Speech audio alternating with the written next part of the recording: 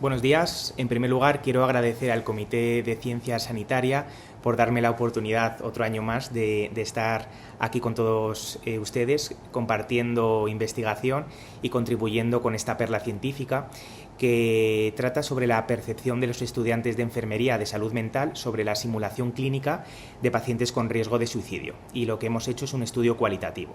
A continuación está todo el equipo que ha formado parte de este estudio y me voy a presentar. Yo soy Pablo del Pozo Berce, soy enfermero especialista en salud mental y soy profesor docente investigador en la Universidad Autónoma de Madrid en la Fundación Jiménez Díaz. Declaro que no tengo ningún conflicto de interés en esta comunicación.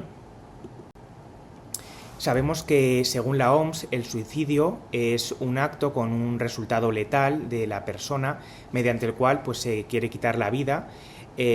Sabemos también que es la primera causa de muerte no natural en España, en jóvenes en torno a los 15 y los 29 años de edad, y además es un grave problema de salud pública, ya que causa más de 700.000 muertes al año.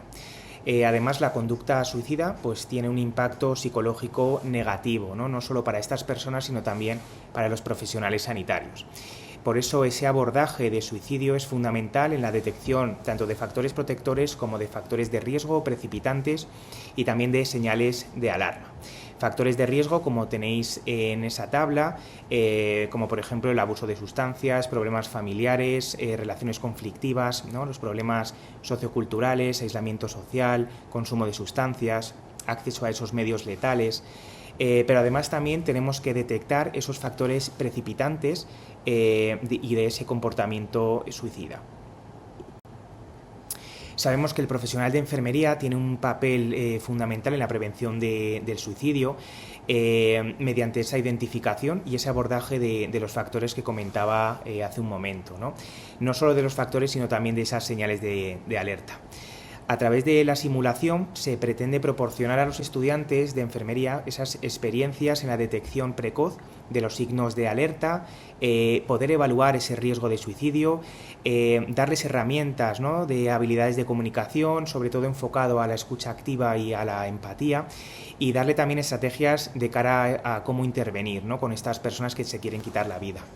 Esta formación no solo les va a permitir reconocer esos factores de riesgo y de protección, sino también que les va a capacitar a proporcionar un entorno más seguro, de comprensión, y enfocado en el cuidado. Sobre todo eso es fundamental en el proceso de recuperación, en la prevención de suicidio, y darle sobre todo una atención integral a la persona. Sabemos que la simulación actualmente se ha convertido en una herramienta esencial en el campo de la salud mental, ya que vamos a simular contextos clínicos y sobre todo puede generar un potencial avance en esta práctica. Por tanto, el objetivo del estudio pretende explorar esas percepciones de los estudiantes de enfermería sobre el abordaje, el manejo y también las intervenciones en crisis suicidas, a través de esas experiencias basadas en simulación clínica en salud mental. En cuanto al diseño de estudio, es un estudio cualitativo, fenomenológico y descriptivo. La recogida de datos se hizo entre octubre y diciembre de 2023 y se realizó en una universidad de la Comunidad de Madrid, en España. En cuanto a los criterios de inclusión, era preciso que los estudiantes fuesen de tercer curso del grado de enfermería y además que estuviesen matriculados en la asignatura de salud mental. La participación fue voluntaria en todos los estudiantes y justo tuvimos una muestra de 48 estudiantes que cumplían estos criterios de inclusión, pero finalmente fueron 45 estudiantes los que formaron parte de esta experiencia, divididos en grupos focales, y ese reclutamiento se llevó a cabo hasta esa saturación de datos. El objetivo central del escenario era entrenar a estos estudiantes en el abordaje, en el manejo y en las intervenciones en crisis en contexto extrahospitalaria. Se diseñaron, como podéis observar a mano derecha, 2 escenarios de simulación clínica de alta fidelidad, simulando un paciente con riesgo de suicidio, y tenían que hacer esas intervenciones y ese abordaje a esa persona que tenía esa crisis suicida. Ambos escenarios siguieron los diagnósticos de enfermería Ananda, intervenciones NIC y resultados, objetivos, los NOC. Además, se utilizó el análisis de datos a través del programa Atlasti, previamente aprobado por el Comité de Ética de la Universidad y del Hospital, y además se utilizaron los criterios consolidados para la información de investigadores cualitativas. En cuanto a los datos sociodemográficos, sabemos que el tamaño muestral fue de 45 estudiantes, el 91% fue mujeres versus el 9% que fueron hombres, con una edad media de 21 años, y se recogieron todos esos datos a través de categorías en cuanto o basados en 3 temas. El primer tema fue sobre la gestión y el manejo de emociones, en la que los estudiantes verbalizaban que estaban expectantes, estaban nerviosos antes de empezar la simulación.